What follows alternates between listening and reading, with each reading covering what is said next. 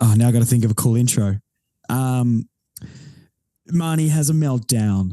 Goldie's gone. Syd Barker Medal stuff. Barassi. All on this week's episode of the podcast. Was that good? Terrible. Oh, okay. But we're going with That's it. We're going to be going the with it. We're intro. going with That's it. going to be, yeah. No, we're rolling with it. Guys, we're not together, me and Marnie. Marnie's here because we want her insight into her reactions, her meltdowns. That's why you guys come here, and we know that. But we're not together. There's a slight delay on the Zoom, so we're going to try and keep it professional, but we're probably going to screw it up a little bit. But that's cool, you know? It's fine. We're just rolling with the punches. It's all about the content, not about the quality. At least today, anyway. Yes, I mean, I think myself and Marnie both live by these rules of quantity over quality, and that's got us to where we are today. The life of a North supporter. It's how many games can you get to during the year, not how many wins can you get to. 100%. Yeah. Oh, God. Well, that's grim. Anyway, we let's start off. There's been a lot happening in the North world, and I've been waiting for delistings, and they haven't come. Like, where are the announcement that Kane Turner has been delisted, Marnie? Well, that's never coming. So get that out of your head to start with. He's going to be re-rookied. We talked about this the other week when we caught up with Admin 3. I spoke to someone last week and they made a really good point that we only find out tomorrow what our compensation is going to be from the AFL in terms of the assistant package. So there was maybe a chance that we wouldn't find out what we would be doing what kind of at least changes would happen until we found out what was happening with the assistant package. So maybe they're going to wait until, I don't know, sometime this week or even after the grand final.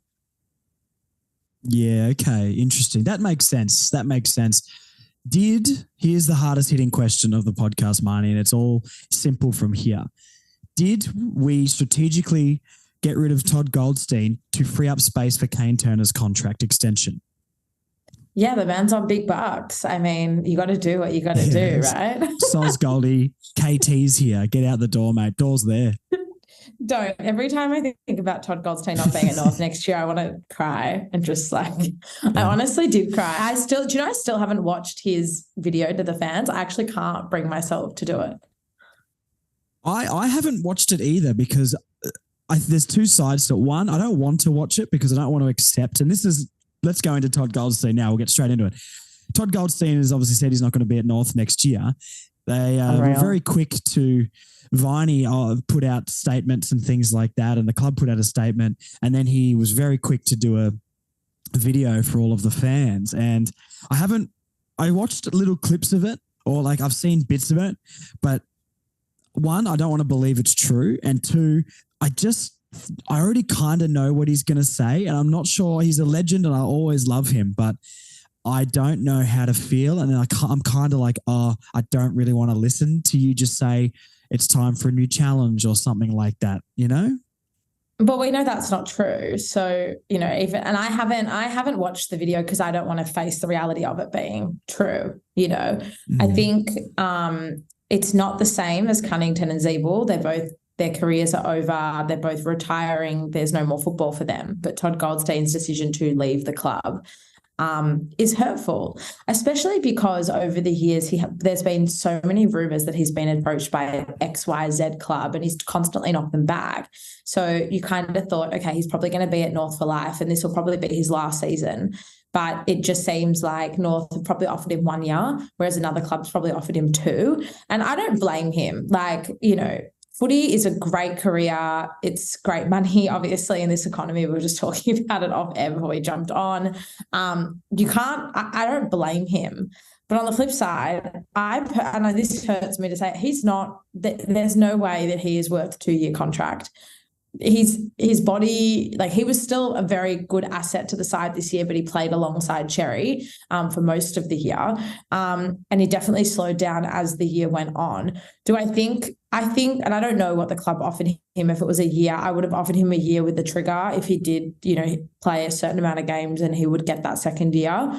Do I think that the club should have just offered him the 2 years just to keep him at North.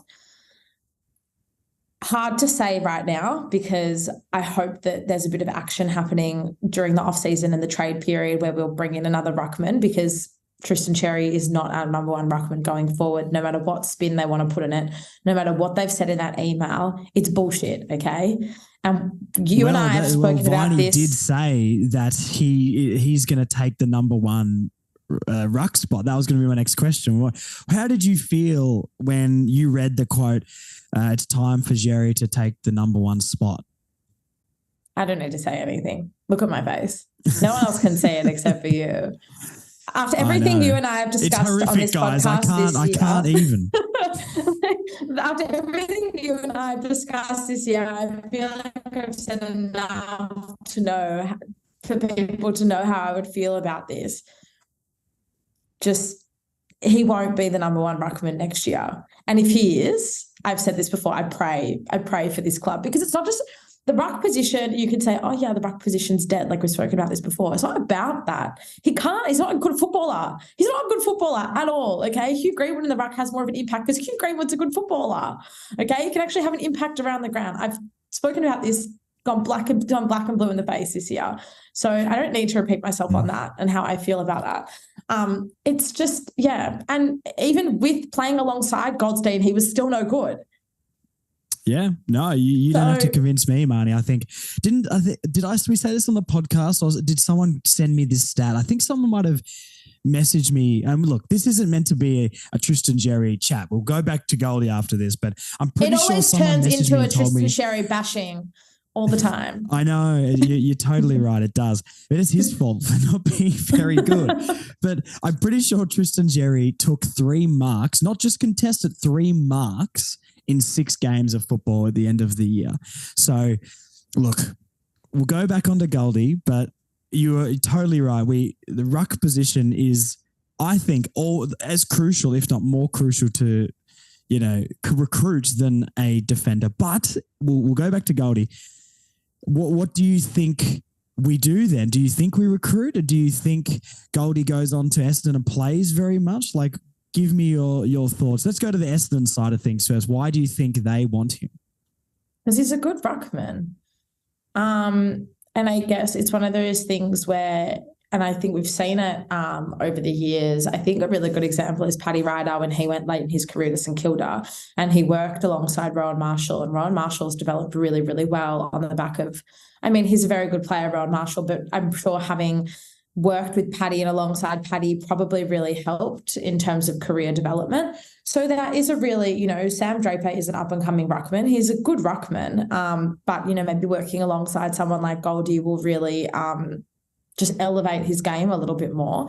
And like I said, at the end of the day, like it actually really hurts. And it's, maybe I'm old school in thinking that, the one club, the loyalty thing, like, that's a fairy tale these days. That really rarely happens. And at the end of the day, if our club can turn around to Boomer Harvey, who's arguably one of the best players to ever pull in the jumper, if not the best, and say your career's over here, then any player can walk out the door. Do you know what I mean? I know where it's a different time now, but I always just thought that his dedication to the club in the past, I just thought that would continue and that he would stay. And I think that's what hurts the most. It's, it's really rare that you do get to play over 300 games for one club. And then to not want to kind of continue that legacy for another season or two. It's definitely heartbreaking for me anyway. So Essendon, if it ends up being Essendon, Geelong are still, their names have been thrown around once again. It's hard to know. I think it's a risky move, to be honest, to leave North, because there is no guarantee that he'll be the number one ruckman wherever he goes. Say Essendon, because that's where he's been linked, obviously. There's definitely no guarantee he's going to be the number one ruckman there. I wouldn't think so anyway. And I wouldn't think he's leaving to be a number one ruckman though anyway. Like, I think we saw at the back half of the year, especially in the Bulldogs games, the one that sticks out to me the most, where he was good in the ruck in that game, and around the ground he can still take a mark, but Tim English just ran him ragged and he couldn't keep up. He didn't have the tank anymore. So he must be going to a place to be a mentor to somebody. But from what I know, isn't he doing a law degree? Like, I don't think he's going to go into coaching or anything after football. So it's interesting he does want to move. You'd think he'd want to maybe help us. But, I guess it is the only thing I can think of is it's the 1 or 2 year contract, and the extra year on the deal is the reason why. I guess the other thing I was going to ask is we're losing Goldstein, Cunnington and Zeeble. That's 900 odd games, or probably 850 odd games of experience. Do you think we should have learned from the past when we got rid of Petrie and Harvey and Ferrito and Del Santo? And everyone, that's been the main criticism of why we're bad now. I don't think that really is the reason, or not the majority of it anyway. But do you think it's a thing where we should learn from our mistakes and not get rid of all these guys? Or how do you feel going into next year not having that much experience? Firstly, shout out Aaron Hall, who always gets forgotten in the ring of retirements this year. Oh, yeah. Oops. So also losing Aaron Hall. Yeah, that was a really big downfall in 2017, and because obviously Wells left as well at the end of 2016, along with those guys. Yeah. He went to Collingwood, so we lost like over 1,000 games of experience at the end of that year. I think it's interesting to see what we do. We still do have a few veterans, and I use air quotations. We do have some very senior experienced players who are still on the list. I mean, Hugh Greenwood will be there, will be playing next year. Liam Shields, we still don't know if he's going to play, but I think he wants to play on. I was having a chat to him at the BNF, and it sounded like he wants to be there next year. So, and hopefully playing. So I think I thought he was fabulous for us this year. I really loved the addition of Shields in the side. And I know that, later down the track in another episode, we'll talk about free agency and trade and all that sort of thing. And I think we'll still be looking to bring in experience, just experience that looks a bit different, maybe experienced players who are 27, 28, who still have, a little bit of time left. I don't think it's going to be as bad as sort of the cull was at the end of 2016. I think another reason for that is that the players who have really shone this season are the young guys. I mean, Zeeble finished in the top 5 in the BNF, and he had an excellent season, and you and I both loved what he did this year. But Cunnington was in and out of the side all year. Goldstein, while he played most of the year, he actually wasn't the number 1 ruckman in round 1. They opted for Sherry instead. So they obviously have been thinking about this for, I know, I don't want to talk about it, but we'll think about it. But that was the direction we were going in, from the start. And then I think as well, you look at a side like Hawthorn, and, they've just cleaned the place out, and it was a shaky start. But as soon as it all came together, I mean, they had an excellent second half of the season. They knocked off some big players. So I really think that I trust what Clarko's doing. At the end of 2016, there was a rumour that Brad Scott got rid of all these players just to prolong his career. I don't think that's what Clarko is doing. Also, like I've said, these players are leaving through retirement. They're not doing it because, they're being cleaned out. So I think we'll be okay, and I think we'll still bring in some experience through the trade period. But I think we might have a bit of a slow start at the start of next year. I think it could take us a while to get up and running. It'll be interesting because 2 things then. One, do you feel if Clarkson wasn't our coach, how would you feel? Because I don't like that we got rid of that much experience. You know that I've been an advocate for, and you have too, for Goldie and Zeeble probably playing on next season, just enough for another year. And obviously, I'm sure we tried to get Goldie. I trust getting rid of these guys. Getting rid of is a harsh word, but you know what I mean, because Clarkson's there. But I could only imagine how stressed I would be if Alistair Clarkson wasn't there. Yeah, I get that, definitely. And I do agree with you to an extent as well. Because Zeeble's are different. I mean, you saw the rap sheet at the end of, his career and the injuries he was carrying. I just physically don't think his body could have gone on another year. despite the season that he did have. Goldie, I probably would have wanted to fight harder for him to play on if we were push. I don't think we're going to push for finals next season. I just lay that out on the table. I think we'll have a better year, but I don't think we'll push for finals. And I think a lot of people probably share that sentiment. So I think because we're probably still in another year of learning and another year of rebuilding, maybe Goldstein being moved on isn't necessarily the worst thing. It's a very similar situation to Robbie Tarrant when he left to go to Richmond a couple of years ago. North wanted to give him a year. Richmond gave him 2 years. He barely played any football, Robbie Tarrant, for Richmond. He played, I think, 20 games over the 2 years he was there. And that didn't end up really impacting us as badly as we might have thought. So I think the Goldstein situation will be similar, but from a culture perspective at the club and just from I guess what Goldie means to fans and what he means to the club, I think that's where it's probably going to be the hardest adjustment. Well, there's a good lead on actually to my last question before we go into a different topic. Who steps up? And we know the obvious ones, like you Simpkins captain, McDonald. I mean, we could talk all day about that, but that's not the discussion for today. Larkey, we've seen, I think he'd be a brilliant leader. Who are some people around the club you think that maybe aren't the obvious ones, like a Greenwood and the Shields as well? Anyone else you think needs to step up or take another step forward in their leadership to fill that massive void any way they can? Yeah, I think definitely the three obvious ones are Simpkin, McDonald and Larkey. It's really interesting that point you make on Larkey as well. I think Bailey Scott is probably another one, and LDU. They're probably two on-field leaders who probably have the capacity to step up off-field as well. Ben Mckay is a member of the leadership team, so he's also going to be gone next year. So there's another sort of hole to fill. And I think as well, and without trying to put pressure on them, I think Wardlaw, Sheasel and Braden George as well.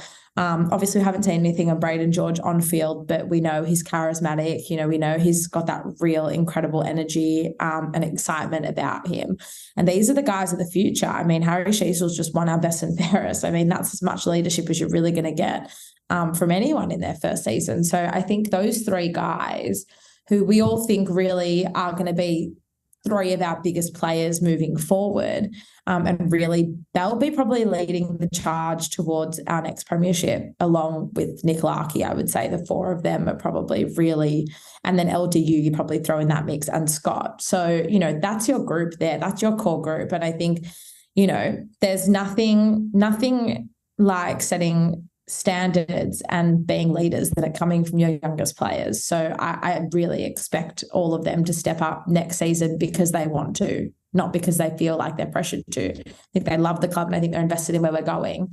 So I really expect them to step up as well. Yeah, no, that is true. I think LDU is an interesting one. I had a conversation with someone at the barbershop apparently who coached him in his high school years, and he said the dude is a brilliant footballer, but he's not a leader. If that comes with age, I think he could be, but I didn't know him on that personal level like this individual did. And he did say that the guy's not a leader. He's not going to be the voice. He's not going to be the guy to step up and say something all the time. He'll lead with his actions on the football field, but at the end of the day, LDU wants to play footy and surf. And I don't think that's a bad thing, by the way. Like that's a pretty simple life and a good life. And, if he can lead with his actions on the field, I think that can be enough. But I instantly went to like Wardlaw and Sheasel as well, but I sort of felt weird about it being they're 18 years old. Like Bailey Scott is an interesting one. But we are so young. I don't think there's much outside the obvious of Shields, Greenwood, Simpkin, McDonald, Larkey. But that technically is a leadership group, I guess. So it'll be interesting to see when they announce the leadership. And that's a pretty good leadership group in its own right. I think in terms of leadership qualities, the two that come to mind, and it was spoken about a lot when they were drafted, was Will Phillips and Braden Drury. Now, obviously, these are really young kids, and Drury in particular, he's only played a handful of games, but they're both meant to be real leaders, and that was that was part of the reason why they were both drafted, is for their leadership potential. And so I think maybe not in the immediate future, but I think in the midterm future, we can definitely probably bank on the two of them also, you know, being strong leaders at the club. Going back to just something you said about LDU quickly, when this discussion at the end of 2022, when Zeeble decided to step down as captain, one of the reasons it was spoken about why we went for co-captains, and the captains were voted by the players, is that Simpkin had more of this on-field leadership, whereas McDonald was more of this off-field leader and, you know, kind of the morale guy around the club. So I don't think it's necessarily a bad thing to have leaders who speak on-field with their actions and leaders who speak off-field with their words. So I don't think in LDU's case, I don't think that's a bad thing at all. I think it's really good to have someone that drives standards because we really need it. Yeah, I think Will Phillips, actually, now you've said it, is a really interesting one. What's he going to go into his 4th year? So, yeah, I that's a great shout. What do you think of someone? This wasn't meant to be a leadership discussion, but hey, this is when we podcast. It always goes down rabbit holes. What do you think of Zurha? Yeah, I think Zurha's a really interesting one. We've had this discussion about Zurha before and maybe not being that shin boner in the same way that Nick Larkey is. I think Zurha's got the potential to be a really strong leader, but whether he actually steps up to the plate is a completely different story. He actually is someone I thought about, which is really interesting. Kind of the one thing about Zurha, which I think he worked on this year, is that he's a bit selfish. And I think he really worked on that this year. You know, he rotated through the middle. He was, you know, a bit more of a playmaker than he was at the end of, you know, the handballs and, you know, the goals and that sort of thing. I can see the potential, but I can't see it where he's at now. It's a massive year for Zurha next year. I think, look, he unlucky with injury, obviously, but wasn't having his best season. But he did play more I reckon midfield is kind of going to be his thing. But once again, we've got so many midfielders. I don't know where he fits in. That's a discussion for another time. But yeah, look, I'd love Zurha to step up and be part of the leadership group. So yeah, I guess we'll see. I hope Zurha comes back and is really strong because he could be such an X factor. But Braden George seems like, look, he's never played, and I'm the last person that ever wants to get hyped on preseason hype, right? Because Tristan Jerry apparently had the best preseason at the club. But from all reports on Braden George, and I've never heard a group of fans like North fans talk about one guy like this before, is that he's like Zurha, but with polish, like real polish and class. And that excites me. My gut tells me, and I don't want to believe it, but I think Zurha's gone after next year. And there's nothing to suggest that. I don't know why I think this. I just think next year's going to be his last and he'll go on to another challenge. But if a guy like Braden George can step up and fill that role and maybe elevate above it, that would be good. But yeah, I don't know. I just have this gut feeling that Zurha's not here past next year. In terms of being at North or in terms of being a footballer? In terms of being at North, I think he will go to like an Essendon or a slightly bigger club. I just haven't got the feeling that he loves it. I think he does. He gets around everybody and he's passionate and I think he plays for the jumper. And it is a job to these guys at the end of the day. They didn't grow up supporting North like us, and I completely understand that. But I'm only going off a gut feeling here. I just think if Clarkson didn't show up at last year, or if they didn't sign Zurha for 2 years before the investigation for Clarkson broke out, I reckon he was gone. I reckon he only stayed because Clarkson showed up. And if they didn't do it when they did, and they did it a month later, I don't reckon he would have been there. Once again, I don't have much backing to that. It's just a gut feeling. It's just my gut feeling. Yeah. It's a big call. Yeah. I don't disagree with you for what it's worth, but it's a conversation for another day, I think. Yeah, very true. Okay, so going on from the Bombers and Goldie, we've got the Bombers and Ben Mckay. He's requested a trade or requested his destination to be Essendon as well. Imagine if someone told us that Mckay and Goldie would both be playing for Essendon next year. Initial feelings and thoughts about Mckay requesting to go to the Bombers? Not surprised. Bloke's a dog. Do we hate him now? I never really liked him as a person to begin with, to be honest. Oh no. I know, that's not very nice. He was always just, I mean, look, I never disliked Ben Mckay. We have said before, like, body language wise, I think he's never been the guy to be able to be like, I'm going to take this on. But I guess it's not needed to be a footballer, but he's a good footballer. I would have rather have kept him. I think you said that in the past as well. But, you know, inevitably, I think it was always going to be this way. So leaving a big gap. Yeah, this is very obvious.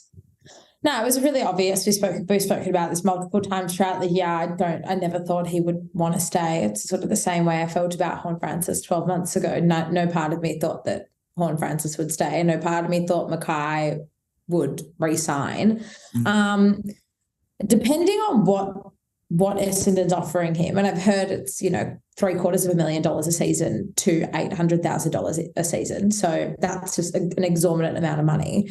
But if it's not as big as what it's rumoured, I would still want the club to match it. I think that the club shouldn't be dicked around, and they should really just stand their ground firm. However, I believe the money is a lot, and I don't think he's worth that much.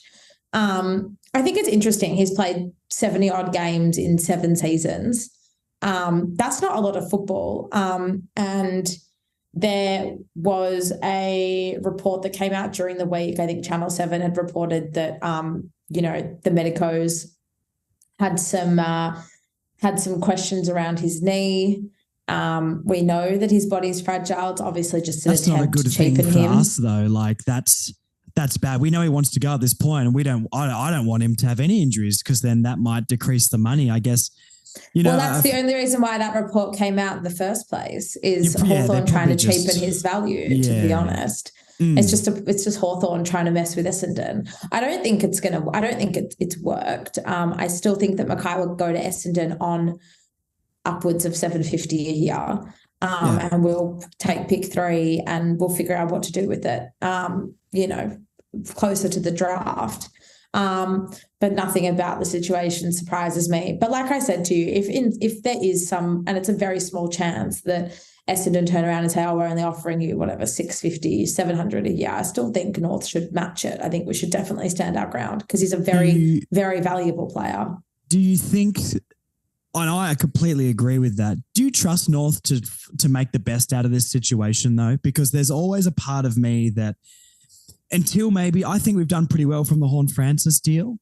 Apart from that, we don't have a great track record of getting something from big free agents or trades or anything like that. Do you trust that we'll match it and then can stick it out and figure out a trade? What do you think the outcome will be of that? What does your gut tell you that North will do or they can do? Say he does get 750, say he does get whatever we get with pick 3, that's good, easy, we just let him go. But say he doesn't, do you see it playing out in our favour?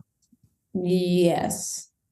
Do you trust us? Because we either keep Mckay, or we end up getting a really juicy package from Essendon. We won't keep him even if we match it. Even if we match it, we're not going to keep him anyway, because we're going to have an unhappy player, and it's in the best interest of the club for him to go. So if we match it, then it forces us to trade with the Bombers. I think they're the only 2 options that are going to happen. And the reason I'm asking you this is, like, would you be confident that if we matched it, we'd be able to facilitate a trade that is going to get us something better than what we would have got as pick 3 or something like that? Yeah, I still think it would work out in our favour. I'm kind of torn between it, to be honest, because from what I've sort of put together, this decision was made a long time ago. I don't think this was a decision that was made in the last week. I think it was made a long time ago, and Mckay's just kind of kept quiet and has just kind of let the year go. But I've heard things that make me kind of feel like this was a decision that was made a long time ago rather than, just on the spot over a 48-hour period. So in that, then yes, I think you can't keep him. No matter what a required play is, if he's unhappy, then he's unhappy and he needs to go elsewhere. But I do trust the club to get the best deal for us if we end up matching it and we have to trade it out. I think Ben Brown's a really good example of this. The club only got pick 23 in exchange for Ben Brown. We made the mistake of opening our mouths and confirming that he wanted to leave. We should have just kept quiet because that probably cheapened his value. But you can kind of look at it two ways. I mean, Ben Brown had one good year at Melbourne and he ended up winning a flag and he actually played quite well in the grand final in 2021, but he hasn't really done anything since. I mean, he hasn't been able to crack the side. He's been injury hampered and he'll probably retire, and he hasn't really had a big impact at the D's with the exception of a premiership. So, how you look at that, is how you look at it. I don't know. But I think that ultimately I don't think it's going to come down to us matching it, because I think the Bombers are going to offer a stupid amount of money. Because also from their perspective, they get him for free. Yeah, they're paying him a shitload of money, but they don't have to give anything up. So, maybe. No, that is true. It is in the best interest of both clubs. It actually is, because it looks like they're going to lose a couple of players already over the off-season. I mean, Dirk Thatcher, it's rumoured that he's going to make a request to go back to Port Adelaide, unless he has already done it. I think he has done it. Yeah, and I mean, Mckay's better than Dirk Thatcher anyway. But, it's just one of those things where I think it's actually in the best interest of both clubs for Essendon to overpay and for North to take pick 3 and just go our separate ways. With the payment thing, and tell me your opinion on this, but I rate Ben Mckay very highly. And I know maybe in our heads now we are trying to think about maybe the flaws in his game, and we're trying to be like, oh yeah, he's good, but is he 750, 800,000 good? The one thing I'll say is, for players of that sort of ilk, 25 years old, 200 centimetres, key defender. Key defending for me is the hardest position to find in the league. For players either that in demand or players like top midfielders, you're always going to overpay. You have to overpay for the best players. But then in a couple of years, that's not going to be overpaying because the caps go up, the TV deals come in, and we never even thought $1 million for a player would be a thing, and now it's starting to become a thing. So I'm not sure that paying $750 for Mckay is a bad thing. I wouldn't consider it overpaying. Maybe right now, possibly, but considering his age, position, and where the league and the cap and everything is going to go, I don't think that's an exuberant amount of money. And say there was a player like a top mid, say Clayton Oliver, and he was a free agent and he was worth, what would we say, about $850, $900 a year. If we paid him $1 million a year, would anyone complain? I don't think so. So, does that make sense what I'm saying there? I don't think it's really overpaying for what you'll get long term. I think it's a fair point too. But the only thing I would say to that, I think Mckay is more of a high risk, high reward because of his body.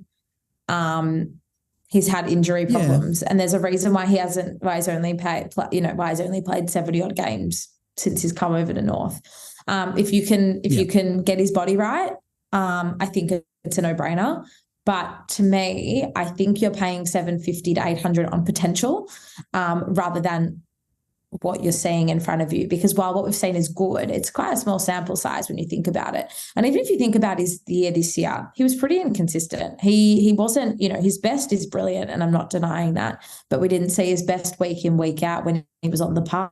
And you can't say that we did. Do you know what I mean? Yeah, no, I agree. But yeah, look, I just think I would have rather have kept him, and I don't want the North fans to try and now just focus on his flaws and say we don't need him or he's overpaid or he's not that good. Like it's not true. Like we would have all loved him to stay. It's not true. I would have much preferred he stayed, and I've said that all year. Yeah. But you know, at the end of the day, if someone doesn't want to be there, that's the first thing, and the second thing is probably not on that kind of money. We're also not in the same, I think it's a really important term, we're also not in the same position as Essendon are. Essendon are a lot closer to cracking finals than we are, no matter if people want to admit that or not, they like it or not. They are. And it probably makes more sense for them to be taking a risk like that than us right now. I also think the club's got a plan. I don't think the club would just let him walk if they didn't have a plan. Because as you said, it's a lot of money, but I don't think it's crazy. I don't think it's completely out there. It's a lot, but it's not unreasonable. It's not, maybe it's a bit unreasonable, but it's not insanity. I'm not sitting here saying, oh my God, I can't believe they're going to pay him that. No. But I think the club's got a plan. I'll be very interested to see. I'll be very interested to see because I believe they have a plan. Literally, once again, only because Clarkson's there, I believe that we've got a plan. Thank God for that man. But if the two guys who I thought were the most likely to get in Lewis Melican, who I thought was really good in the finals, and I would have loved to be able to get him. He's re-signed with the Swans for a year. And Tomlinson from the D's, I know he's 30, but you got a couple of years. If we draft a Daniel Curtin or something and he plays with Tomlinson for a couple of years and takes over the reins there, that would have been brilliant. But then the D's have told him that he has to stay now and see the last year of his contract out, which is ridiculous because he's like the fourth or fifth choice key position player there. So it'll be interesting to see what we do key position defender wise on top of the ruck and the other key forward we need and all the other positions. But I trust it because Clarkson's there, but I don't know what we're planning to do. So it's going to be such an interesting off season. But look, we'll leave the Ben Mckay stuff there. Hopefully he does well at Essendon. Thank you, Ben. But I guess Goldie going has maybe taken the spite out of the Ben Mckay thing. Maybe it was announced very quickly for a strategic reason, so we didn't go after Ben Mckay too much and we focused on Ben Mckay Goldie. can get wrecked. Ben Mckay can get wrecked, mate. Dead to me. Like you were kicking 9 on him. He'll get his career high 10 goals next year against the Bombers. Looking forward to it. Which will be fantastic. Looking forward to it. Yeah, absolutely. You went to the Syd Barker Medal. Sure, I did. Give us the look, we know what you're like, Marnie. High fashion, caviar and lobster everywhere you go, red carpets, gold carpets. There's nothing but class and luxury. And that's no question. I've seen how you roll. How all the glitz and the glamour there. Before we get into the count and who won and the top 10 and everything, tell me about the night and just the event and the spectacle. No, the night was really fun. This is the third BNF I've been to, and it was a really, really fun night. Like the venue was gorgeous. Spirits were high. Everyone was in a really great mood. Everyone looked amazing. It was a really fun night, and it always is. I think it's a really nice. It's a really nice way to kind of finish off the season, especially, the players that you get to talk to and the people that you get to see and be there with fellow North supporters. It's always so much fun. So, yeah, I had a great night. I really enjoyed it. Yeah, it looked very fancy. I'd love to go to one of those one day, just literally not because I want to be there for the count or the club, just because I want to wear a suit somewhere for the first time in so long. I'll go with you next year. We can do a live pod from the BNF. Like street talk, but we can do it at the BNF. That would be sick. You're on. Oh my God. You know what? It's good. I'm glad I'm there. I couldn't trust you with the mic at a BNF because we want to talk. Well, only because if I said go and interview some players, Marnie, you'd just stand with Hugh Greenwood the whole time. It'd be 20 minutes of Hugh and Hugh talking instead of getting no Sheasel, no Wardlaw, no Larky chat. Just be Hugh Greenwood. But no one would be mad if anyone's seen Jasper Pittard out the back. No one would be mad at me and Hugh Greenwood talking for half an hour. Thank you very much. That is a podcast I would like to see. No, I did actually talk to a fair few players. One player I actually spoke to for quite a while who I've never really properly met before was Ben Cunnington. And he's just the most wonderful man. He's just such a gem. He was a real delight. We were reminiscing about our favourite games together, and I told him that my favourite performance of his was against West Coast in Perth in 2021 when it was a rainy Monday night. I was there. I was living in Perth at the time. And yeah, he just couldn't stop smiling. He's like, yeah, I usually really keep it collected and, keep it all cool and calm. But he's like, I don't know what happened that night. I was just really fired up. So, yeah, that was great. He's amazing. And, that's someone I've never really had the time to, talk to and get to know. So to be able to, have a really good 10, 15-minute chat with him was really special.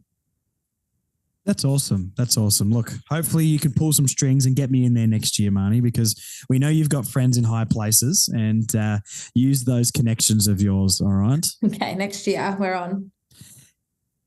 So let's have a look at the top 10, and we'll go from 10th all the way up to first.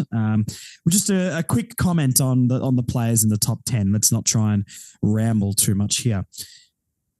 Even though the first one is an interesting talking point, 10th in our best and fairest was Jai Simpkin. I don't know how the votes work. I'll read out the number, but I got no idea how it works. Jai Simpkin ended on 88 votes or points, whatever we want to call it, 10th in the best and fairest. And for me, when you look at some of the guys he's under, especially like a Taron Thomas, a Mckay, Zurhaar and Shields are above him. Taron played half a year. Zurhaar played half a year. Shields basically played half a year. Mckay injured at the start. Jai's got a massive bounce back year ahead of him, especially, did he win it the year before? Am I completely getting that wrong? He's won the last 2 years. Yeah. So a big year next year for Jai. What do you think about Simpkin coming in 10th after playing the majority of the season? So quickly, the way the BNF votes worked this year was 4, 3, 2, and 1. All five coaches gave 4, 3, 2, and 1, and you can only poll in a maximum of 20 games. So it does allow for injuries as well. Jai, interesting. Okay, I didn't know that. Jai was also in and out of the year quite a lot this year. I think it's really easy to forget he was struggling with concussion specifically a few times. He broke his hand as well. Yeah, his hand. So, there were quite a few games that he missed. But I do agree with you. His season was underwhelming, as was Luke McDonald. I mean, Luke McDonald wasn't even in the top 10 and he played every game, just about. So that's probably the bigger talking point. Kane Corns actually brought it up during the week last week, and it's really hard to it's really hard to disagree with those comments. I mean, I agree. He played the whole year. He's one of the co-captains and he can't even crack the top 10 when, half the guys in the top 10 missed a big chunk of footy. I think for both McDonald and Simpkin, and they would know this, that they both have to lift next season. I think that Jai probably, I don't know if he struggled with the responsibility, particularly with an underperforming McDonald. But yeah, considering how he's kind of been on a high for the last 2 seasons, probably expected a bit more from him. We can quickly go through the next few. There's not heaps to talk about. We kind of named them before. 9th is Shields on 90, Zurhaar on 90, Mckay on 98. Well, let's just go to those 3. Zurhaar and Shields missing a lot of footy. Zurhaar 8th, I think. Yeah, I would have thought Simpkin maybe had a better year than Zurhaar, but I guess maybe Zurhaar stands out in particular moments. Mckay, I think it just shows, even though he doesn't look like he's doing a lot, he's solid and he kind of gets the job done more often than not. And Liam Shields 9th. Yeah, I'm surprised that Liam Shields is above Simpkin, but just give me your thoughts on any of those guys quickly. Not surprised by any of them, to be honest. I thought Shields had an excellent season, and I would really be campaigning for him to go around one more year next year. I think he has been a really big asset to the side. I actually thought Zurhaar had an excellent year too. And I've spoken about this. I spoke about this on the pod a few weeks ago. I think that Simpkin added another dimension to his game. Obviously wasn't as damaging in front of goal, but his rotation, he's obviously a lot fitter and he's a big body, and him rotating through the middle of the ground, I think really gave us another dimension that we maybe hadn't had for a while, probably since a fit Ben Cunnington a few seasons ago.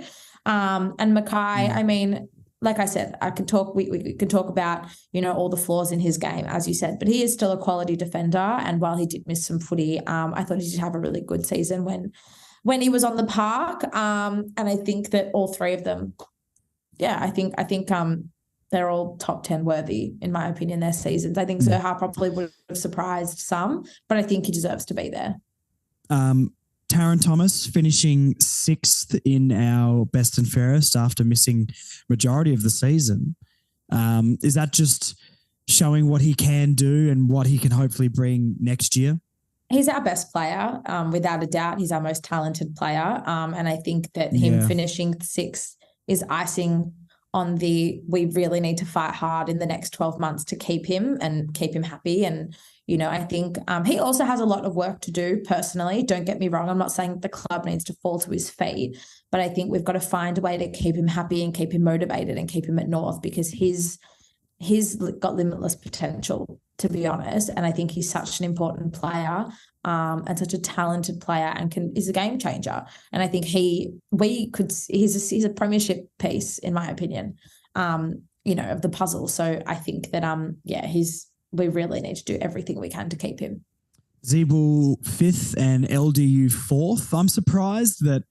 I really am surprised that Zeeble is below LDU. I have campaigned for Zeeble's season like you have as well. And I would be surprised. I'm surprised that LDU actually finished above him. LDU was definitely the better player when he was on the park, but he wasn't really on the park. So pretty standard. I mean, you could easily pick those. We're going to be under the next 3 we'll talk about. But any comments on those guys? There's not really much to be said. I think if LDU played a lot more, top 2, if not, probably would have taken out the best and fairest. And Zeeble, I don't know. I think I would have thought maybe he'd be 4th, but maybe I'm overestimating Jack Zeeble. No, I also would have thought the same as you. But LDU is a superstar. You can't deny that. But for Zeeble in his last year to finish 5th in the best and fairest is quite an achievement, especially because he, you know, for most of the second half of the year, he was the tactical sub.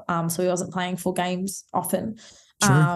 So I think, for Zeebs, it's just an excellent way to round out his career. And LDU, we can only hope will, you know, be back on the park for, you know, the full season next season. And I would agree with you. I think if he was on the park for majority of the season, he probably would have taken out the BNF, to be honest. He's an absolute superstar. And again, very, very lucky to have him at North. Yeah, for sure. 112 votes for Zeeble and 131 for LDU. So a bit of a disparity there. Let's go top 3 then. We'll just go individually. Bailey Scott, 140 votes. I think we all could have probably picked he's going to be in 3rd. What do you think of Bailey Scott's year? Yeah, I think he had a really good season. He had a bit of a slow-ish start, but, you know, by the end of the season, he was, you know, just about at his best. He's such a quality player. He's a very consistent player, which is that's why it kind of surprised me at the start of the year when he was a little bit slow to get started. Love him. He's the hardest worker in our team. His running is unmatched. And I think that when he gets some support next season with another wingman on the other side, you know, it's looking like it's going to be Dylan Stevens, and we'll talk about that later. I think he's just only going to thrive, and it's only going to be better for him. Workhorse. I still think he's underrated, to be honest with you. Yeah, he is underrated. Because he doesn't do the flashy stuff, but he's an excellent player. So, definitely well-deserved in 3rd. Nick Larkey, our All-Australian. Nick Larkey should have been All-Australian captain. 173 votes. Did you question? I mean, look, we may as well know. Harry Sheasel is obviously number 1.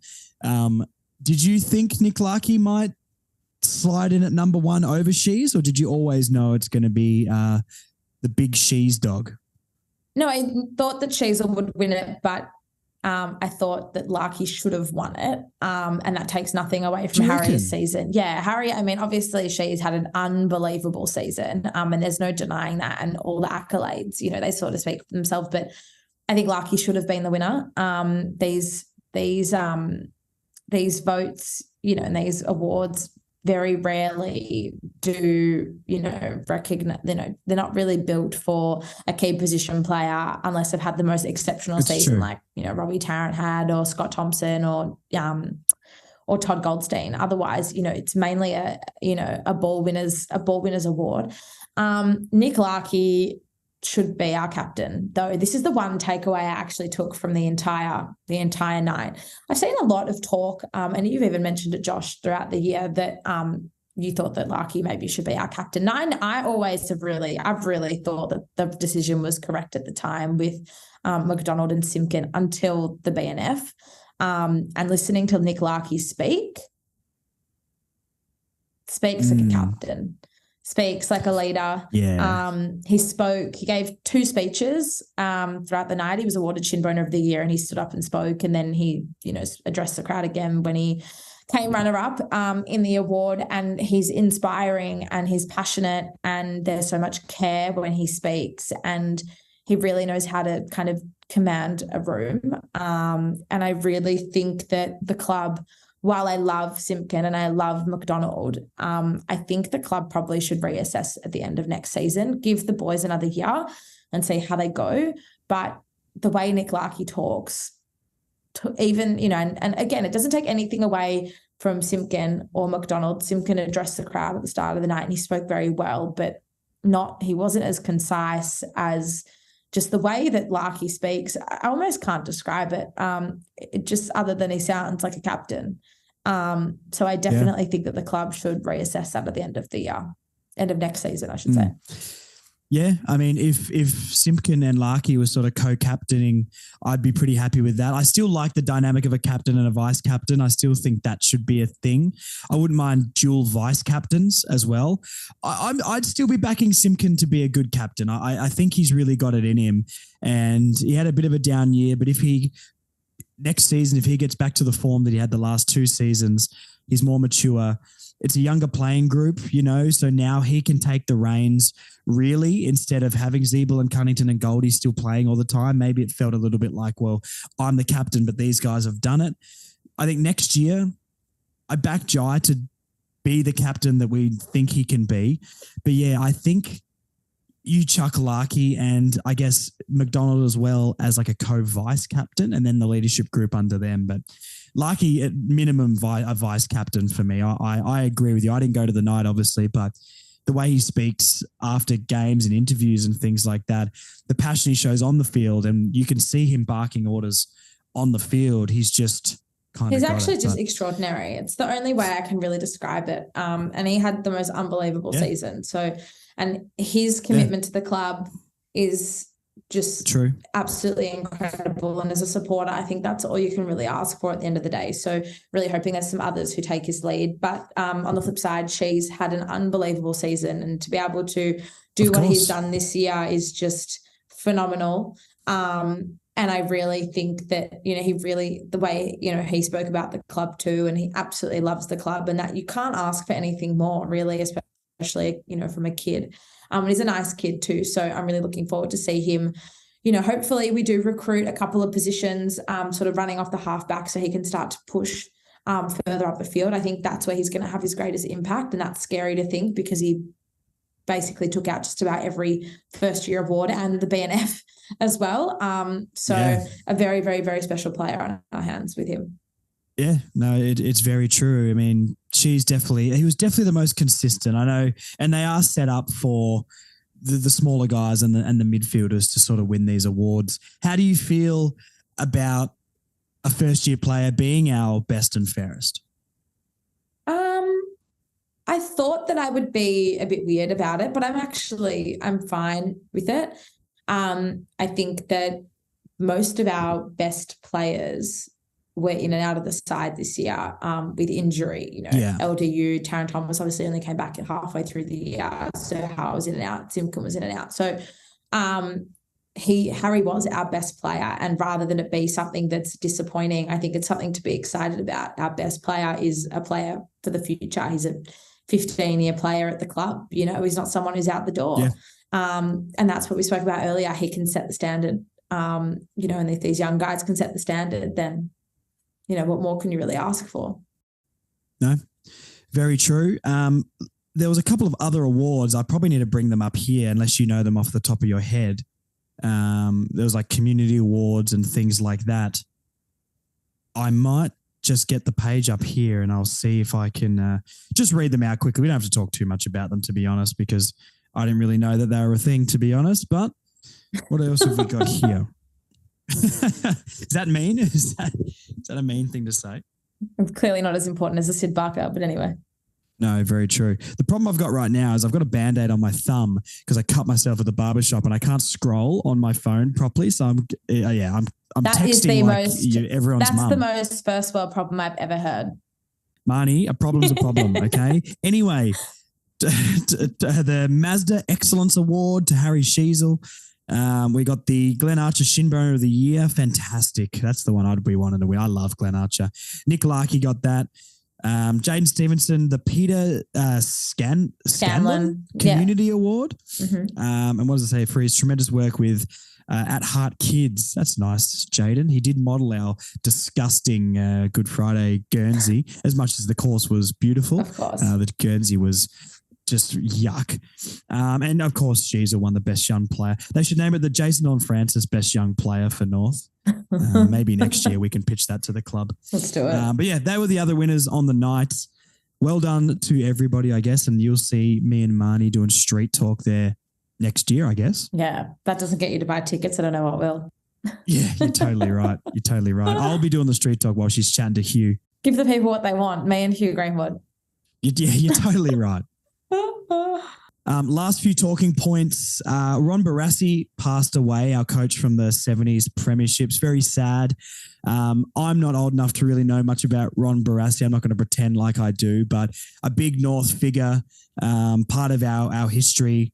Very sad to hear about the passing of Ron Barassi. Seemed like one of the first stars or big names that people knew. You think of guys really back in the day like your Lee Matthews. I know you can go back further than that, but he was a very big figure in the game, and we should always celebrate anyone linked with North Melbourne, and obviously he brought our first premiership. So just wanted to acknowledge that. I guess I don't have heaps to say on it, but if you want to throw in anything to that, Marnie. Yeah, I mean, hugely influential figure in the game, meant so much to so many clubs, including North. Took North to 6 grand finals, won 2, draw 1, lost 3. So, I mean, just for what he was able to do with the club in such a short amount of time was just absolutely incredible. And I don't think that I'm the same as you, Josh. I mean, Ron Barassi was before my time, but every North fan knows the legacy that he's left on the club, and the timing, I guess, was a bit eerie, announced, just hours before the start of the Syd Barker. So, forever grateful for, what he was able to do for our club and what he did for the game. And he'll always be remembered by, North fans, I'm sure. Yeah, for sure. A couple of guys who Dylan Stevens, I guess we'll talk about really quickly now, has requested a trade to North Melbourne, and the rumor is that Zach Fisher is going to do that very, very soon as well. Being in the rumor mill for the last couple of the years with North Melbourne, usually when the links are this strong, it 90% of the time does happen. Dylan Stevens obviously confirmed has requested a trade to us. Just we need to make that happen. It's interesting to me, I guess, very Clarkson-like signings, left foots, piercing left foots, bit of pace, outside run.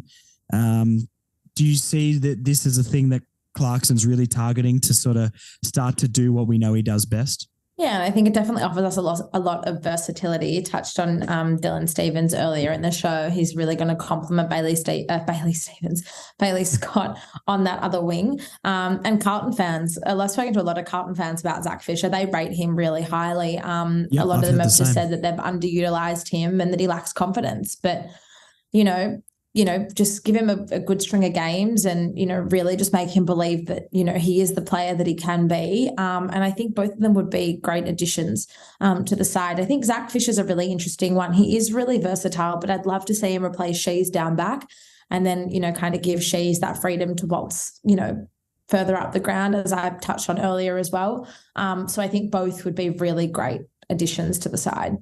We're going to have a lot of players in the same positions, and that's my next question, I guess.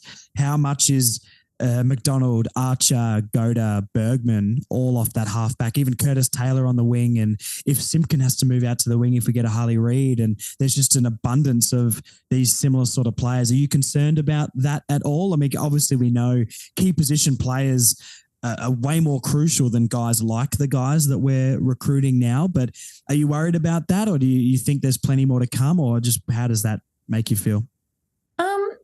don't hate it for a couple of reasons. I think, it's really good to have that depth, and it's really good to ensure that the players that are in the best 23 perform consistently week in, week out. That's the way we're going to get results. The other thing is, and I love a lot of the players at North, don't get me wrong, but how many of them would actually get a game elsewhere? That's something you've constantly 100%. Got to think about. And I don't think there's too many players, that would get a game elsewhere, to be frank with you. So I don't, if we can constantly improve on what we've got, I think that's what we should be doing. We've been down the bottom for so long.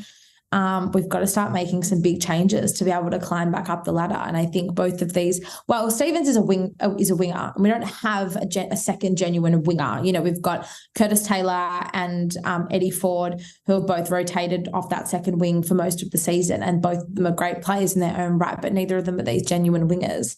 I think being able to have someone who is that workhorse in Stevens will really help Bailey Scott.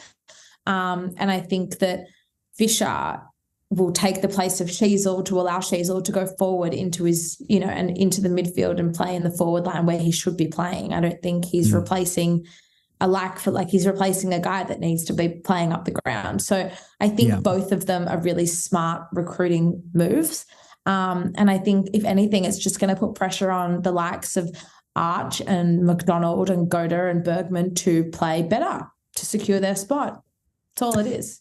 Yep, no, that's very true. I think for me, as long as there's multiple key position players coming in, if that's draft or trades or free or whatever, as long as we do that on top of this, I'm very happy with it. I'll take those two players, no questions asked. We know where we're at right now, and beggars can't be choosers. But, ruck, key position forward to help Larky. As much as I love CCJ, we need someone who we know is going to turn up every single week. And for me, probably need two key defenders with Mckay going and Griffin Logue being out. Getting a Daniel Curtin or something in the draft is a priority for me, especially if you've got 2 and 3. And not that this is the conversation now for this podcast, but I'd nearly take Curtin over Harley Reid just for position's sake. So hopefully there's some strategy with what we're doing here. We know we can get those over the line. We'll get those done quick in free agency and trades, and let's go and get some key position players. But if we don't bring in key position players and we've given money to these guys, I would be concerned. Word out west is that West Coast will take Harley Reid with pick 1. Which almost certainly leaves us with Curtin at pick 2. Clarko did go over. Watching him, yeah. He's there at the moment. So I think that, all at this point, from what I'm understanding, all roads are leading to Curtin, and I think he would be an excellent, excellent recruit at North. Absolutely. So yeah, we'll just have to wait and see how that plays out. I'm so nervous for the trades and the drafts and all that sort of stuff. I'm so excited, but I'm so nervous because I'm excited because we could do really well. Like all of the cards are in our hands, ready for us to play. But this is our biggest off-season we've had. This is our biggest off-season we've had for a very, very long time, because you can't forget that Clarko had no say on what happened in the trade period last year. Yeah. He was, he didn't start at the club till November. So this is the first time he's actually really been able to have a say on the list in general, who gets delisted, who gets traded, who stays, who comes in, who gets drafted. So I'm nervous, but I'm also really, really excited, because I think this could really shape us for the next 5 to 10 years. This could be the draft we look back at, like the Hawks in 2003 or whatever it was, 2004. And that's when we get our Franklin, Roughhead, Hodge, Lewis, those guys. Like looking back with Sheasel, Braden, George, Wardlaw out of last year.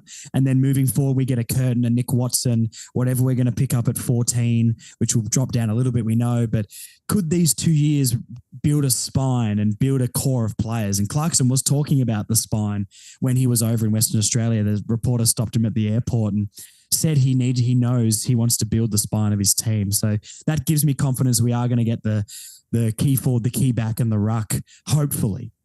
But hey, we're just sitting on the roller coaster. We don't get to decide where it goes. We're just going to talk about it when it happens. But look, delistings our first. Hot takes when it happens. Yeah, then free agency and trades, and then draft, and then after all that, December time when we know what we've got and what we're doing, we can either all cry together or laugh together and say we're going to win the premiership. So I'm already stressed and it hasn't even happened yet. All right. The last thing we'll talk about. Just wait till trade radio starts. Yeah, very true. No, yeah, I'm so excited for Kane Corn's takes on all the players that we recruit. Yeah. Prelim finals. Let's just talk about that, and we'll talk about the upcoming grand final. I might do a preview podcast for the grand final. Maybe. Who knows? If I can be bothered, I'll do it. Maybe this is the preview right now, to be honest. Prelim finals. Give me your thoughts. Port Adelaide didn't turn up and all this sort of stuff as well, and that was obviously the semi-final. Maybe let's just talk about Port for a second. Bloody hilarious. Jason Horne-Francis clearly isn't a big game player and can only play when he's getting carried by two Brownlow quality players in the midfield. I love that Port went out in straight sets. It makes me so happy, and apparently everyone in the AFL wants to go to them, was requesting a trade, and they're going to go there and just be not quite good enough as well. So that warmed my heart. But tell me what you thought about Port Adelaide bombing out in 2 games.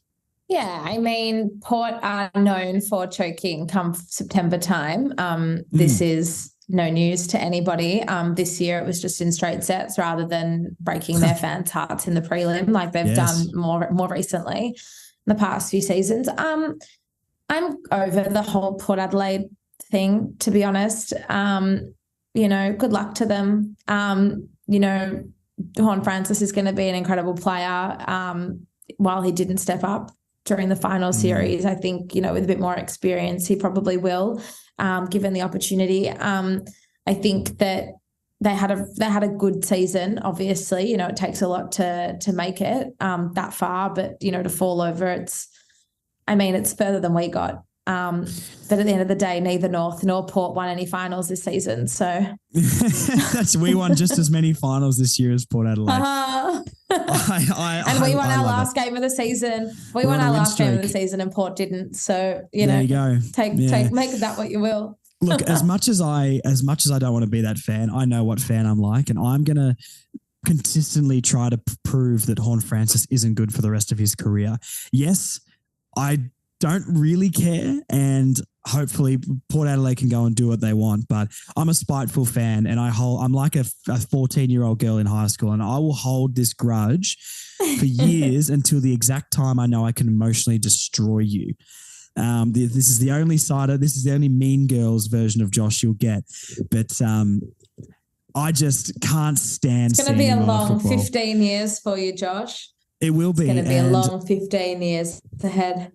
Yeah. Well, look, Marnie, if you could get through that phase in high school and get to where you are now, you're my Melbourne Demons. You give me hope that we can make it too. So I believe that this grudge will be held for his entire career, and I'm excited for that because I just think he's very overrated. Like, yes, he's very strong, great clearance player, can break a tackle, but he will always run until he gets tackled with the ball.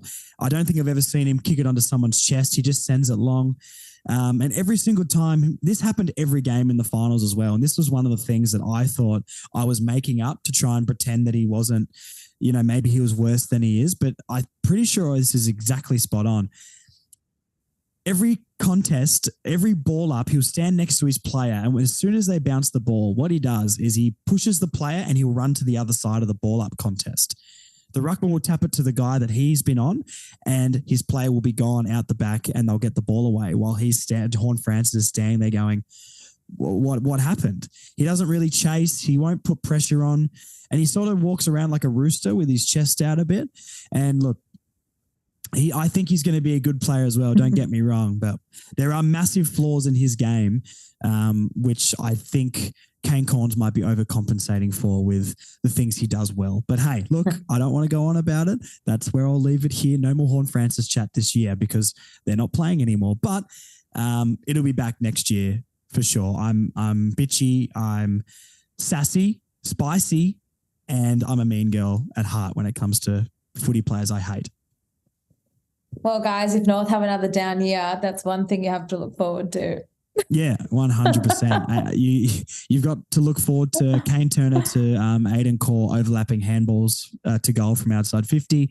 You've got to listen to myself and Marnie break down Tristan Jerry's games next year, and me giving you updates on how average and overrated Horn Francis is. So if that doesn't get you back listening to the Further North podcast, trifecta. I don't know. Yeah, exactly. It's like the Bermuda Triangle of podcasting. What did you think of the two prelims? Are you happy Carlton's gone now? Are we happy that we don't have to hear about it anymore? You know, interestingly enough, I actually didn't really have an issue who out of the remaining four teams would have made the grand Giants, final. though. I don't have this weird underwhelmed. vendetta against Carlton. Are you kidding? No. The orange tsunami. It would be okay. Oh my God! Wow. Let me explain this. Let me explain this, Marnie. I would be big sounding my little heart out. No, it's not. It's a big sound going back to Canberra now. So I was all pies in that game, and the reason being is I don't really care who wins it from here. The teams I said at the start of the year that I don't want to win: Cats, Power, Tigers. Other than that, don't really care who wins it.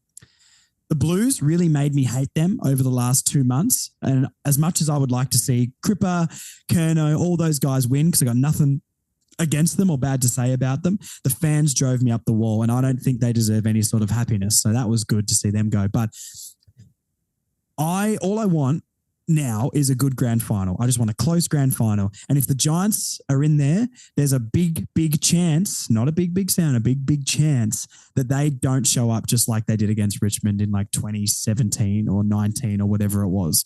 19, yeah. Yeah, they were the one that I knew that would get there and just completely tank under the pressure. So I needed them gone to make sure we've got the best possible game in the grand final. Carlton, I actually think would have done the same thing. I think they would have got there and been like, They were impressive to me against the Lions, though, for the first maybe half, maybe a quarter and a half. And I was like, maybe if they do get the grand final, they can really do something. But the Carlton wave really died off very, very quickly. So to me, we've got the best two teams in the grand final by far, which will make the best game by far. And that's why I was not ready for the big sound. And I was happy that the Blues are now you go back to Lygon Street, grab some pasta. There's some great restaurants down there, carb load for the training you'll be doing in the off season, but no grand final for you guys, because I could not stand all the Carlton fans talking about them in the grand final, let alone winning it. So the lid is on for me. The lid is sealed shut. We've siliconed that thing shut and we've thrown it in a river.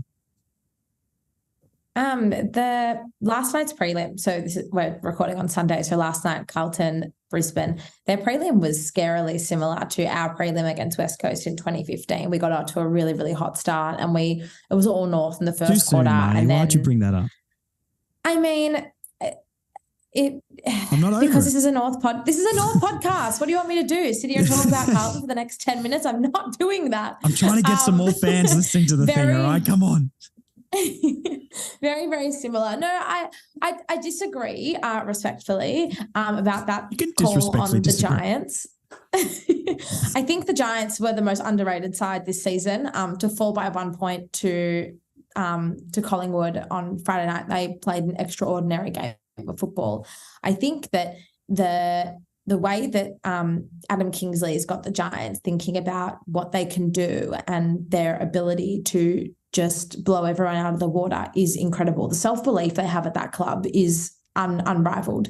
For those who haven't seen it, the day of the elimination final, and I encourage everyone to do this during the week, the day of the elimination final, the Giants put out on their Twitter this 4.5 minute mini docu-series thing called Why Not Us? And it takes you, it basically is the journey of the season up until the point of elimination final day. And it's incredible.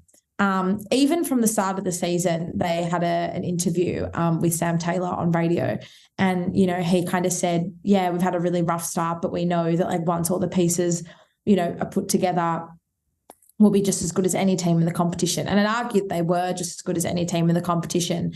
And had they started their run a little bit earlier, I think they probably would have made the grand final, and I think they would have been a chance to win it. You can't forget there's a completely different leadership group there, and that isn't just in the coach's box, that's on field as well. Toby Green is the most unbelievable captain and an unbelievable player. He broke down in tears after the game in the rooms, and that is a captain. That's someone who bleeds for that club. And you can, you see it in just about everything he plays, and people can call him a dirty player, call him whatever you want. That's passion. That's doing everything for the jumper. So I think the Giants, don't think they would have bombed the same way they bombed in 2019. I still think that Brisbane and Collingwood are the two best teams. They have been the two best teams all year, and I think they will put on the best grand final. And I think they both deserve to be there. But I think had one of or both of Carlton and or the Giants made it, I think they would have put on just as good of a show.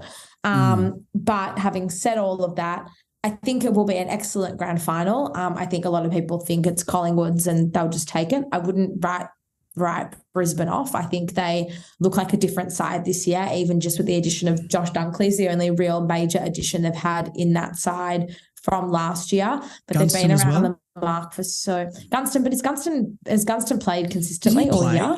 Yeah, mate. Did he play? I don't think so. I didn't hear his name actually. Now you mention it. Yeah, I don't think he played play yesterday. So maybe he's had an impact off field, but I don't think he played last night. But maybe it's all these things sort of starting to gel together. For them, Harris Andrews I thought was excellent last night. I was about to bring him up. Was I was excellent. Like, how good is Harris Andrews? He was unbelievable last night, and I really think that Brisbane, they're probably in the best position they've been, with the exception of 2020, because that was just how they didn't at least make the grand final was just unbelievable. But with that aside, I think they're now in probably the best position they've been in the last 5 years to actually really challenge genuinely and win a premiership. So really looking forward to the grand final next week. I'll be there, so I'm happy with either team taking it out. Just hoping for a good contest as always. I've never been to a grand final.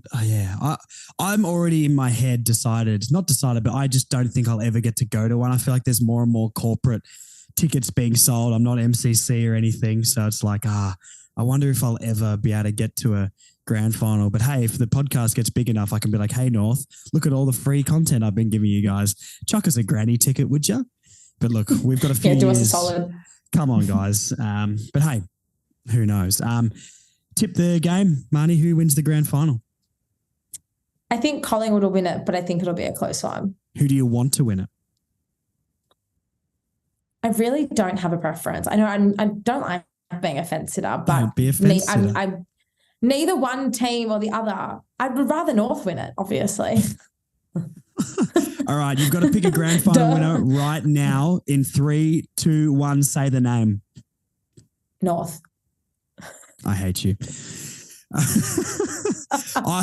I would like Brisbane to win the grand final, but I want a close game. That would be my preference. I think Collingwood will win it, but I'm 50-50. So grand finals hosted at my house this year as well. So we're chucking on the barbecue and getting a few people. Everyone at Josh's. Everyone to my place. Everyone who listens to this, I'm not going to give you my address, but if you know it, everyone to my place, there'll be snags, burgs, all that sort of stuff going on here. So it's going to be a good time.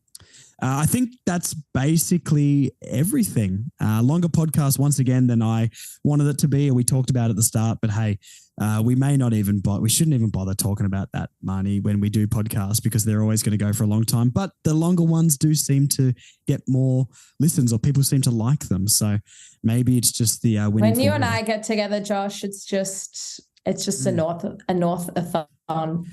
Can't stop. North-a-thon. That's wild. Who's got better chemistry, you and me, or you and Hugh Greenwood? Oh. You and me, I think. You and me. I actually met Hugh's wife. That is one thing I did. I met Hugh's wife at the Syd Barker. How'd that feel? She's amazing. I have the biggest crush on her, maybe more of a crush than I have on Hugh. So there you go. Oh, wow. Okay. So we're not marrying Hugh Greenwood anymore. You're just going to try and be adopted by the family. I think so. I think that's the best way to go. Yeah, okay. Look, I have filled out that paperwork in my life before, so if you need any tips on the online forms, you just let me know for those adoption papers. Thanks, Josh. I'll hit It's you all up. right. No. Anyway, what a bombshell to leave on. So on that bombshell, we're going to sign off right now. Thank you to Marnie for coming back on. If anyone wants the full story, yeah, maybe if the off season gets completely barren and there's just nothing going on, I'll tell my life story on the podcast and it'll get 10 listens. So that will be good. I'll listen. Oh, thanks, Marnie. You're the best. You're welcome. I know. Yeah. I don't think I'm going to do a grand final preview, to be honest, guys. No one really cares. That's basically all my thoughts on the grand final. I think Collingwood will win. I think I'd like Brisbane to win, and I hope it's close. So, yeah, look, I'll be back when I'm assuming the delistings podcast will be next. As soon as the delistings are done, I'll record that night and get something out ASAP. I don't know who I'll be able to get on the podcast.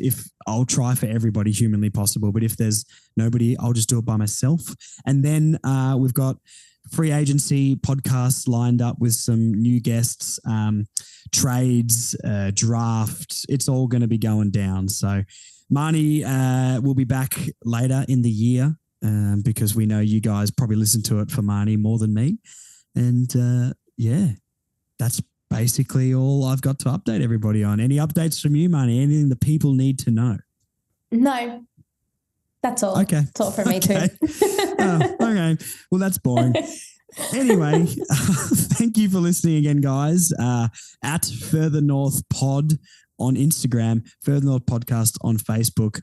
My goal to make Twitter/X is still alive, but can't make any promises. So hopefully going into next season, I've got Twitter, even though I've got no idea how to use it and don't really want to. It is what it is. Everyone spam the Further North pages and get Josh on X. No, don't do that. Do it. Okay, we're signing off. Remember, if guys, you do hashtag it, if you free do it, Marnie you'll merch. you'll get Marnie merch if you get free Josh on Marnie Twitter. merch. Yeah, that's true. Yeah, that is true. Oh, God. What are we setting ourselves up for? All right, I'm actually leaving this time, Marnie. We're all like, you hang up first. No, you hang up first. It's one of those situations, isn't it? We're done. Yeah, thanks, everyone. We're done. All right, guys. Talk to you soon. Delistings, be exciting. Listen to me. I love you. Please support me. I'm poor. Okay. Goodbye.